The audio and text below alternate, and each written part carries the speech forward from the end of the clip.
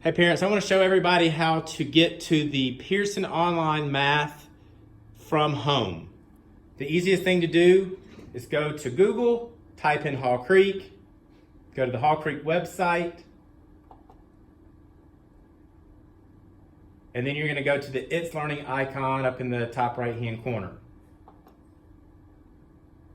Now I've already logged in as a student, but you guys are going to go to the blue folder, look for your kids' sticker for their login information, and use that to get in. I would always use their login information, not yours. If you have your own separate one, you're going to always see more as a student logging in. So you're going to go to the math folder, click on Pearson, it's the little green icon. From there, you're going to come down here to grade 3 and click anywhere in the green for browse. We go through these topics sequential throughout the year. We've already done topic 1 and topic 2. Those were on the unit 1 test that you just got back. We're on topic 3 right now. Today we did lesson 3-3, 4 as a factor. So there's two main things that I want you to look at or be familiar with. One is the student edition e-text, and then the visual learning piece down here. The visual learning is a video, and then the e-text is literally the workbook, just an e-version. There's also this interactive one. It's just got some writing tools embedded in it. It's a little bit more difficult to use with a computer for sure. My guess is if you're wanting to come to this page, you're just wanting to print out the worksheet or the workbook so you can kind of work on it. Paper version, I would recommend you do that. So if you go to visual learning, we watch these videos every day. So if your kid's absent, how can you use doubles to multiply with 4? Think about this question during the lesson. so if your kid's absent and they missed the math lesson and you're worried about them getting behind, go to that lesson, watch the little video. You can watch it a time or two, whatever you feel is necessary, and then go through the lesson.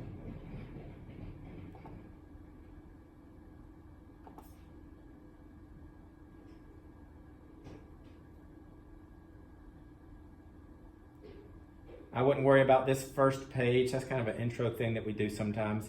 This next page, and it's the same on every lesson, the next page is just a paper version of the video. So, you know, it's another way to look at it. I think it's beneficial to look at that as well.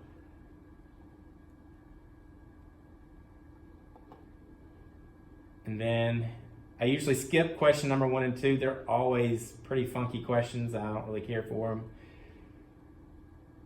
especially at the beginning when you're just starting to teach it. So we do these guided practice problems together, kind of walk through it, how I would work that particular problem. Then I'll let them work these problems. Then I go over it, how I would work those as well.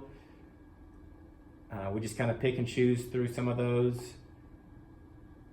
And then on the back of that page, and it's all the same, it's the same format throughout the whole book. You've got the word problems. These are the deeper understanding, higher order thinking. Those are always the most challenging questions. There's usually some sort of table or picture or something that they have to pull information from to work on these problems. So those are nice. And then the assessment questions where there's multiple choice type questions. So there's really everything that you would want to use, to choose from, to pull from. That's fine. And then also where you might find this next piece interesting or helpful is the homework pages. If they didn't rip out their homework, you know, I'm not going to give out math homework every night, but if I do, they leave it at school.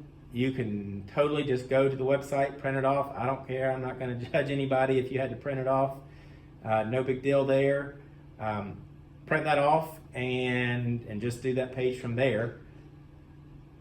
And then, you know, usually for the homework, especially with the reading logs that we've started now with the step reading logs, I'll just kind of pick and choose maybe 1 or 2 questions from each kind, just so that they've had a chance to see it again at home. We'll probably pick that up again in the next week or so, but I want to get them used to the reading and really getting good at logging those books and those steps. That's all well, actually, one more thing. You can use this website however you want. Go through that workbook, look at stuff we've already done through lessons 1 and 2 so far. Make sure they're solid with that. If you want to look ahead to the next day's lesson the night before, we did 3-3 today. Tomorrow we're going to do 3-4. The day after that's 3-5. If you feel like it'll give your child an extra boost or a heads up or a head start, by all means, go for it. Watch the video with them. Let them see those questions. It's not going to hurt anything. It's not going to hurt my feelings. The more they know, the better off we're all going to be. So absolutely, you're welcome to do that. You're not going to do anything in here that I don't want you to do. There's no test in here that I take grades from. It's just there as another resource for you guys to use. You don't have to use it, but it is there for you if you want it. By all means, go for it. I hope this was helpful. Y'all have a good day. Thank you. Bye-bye.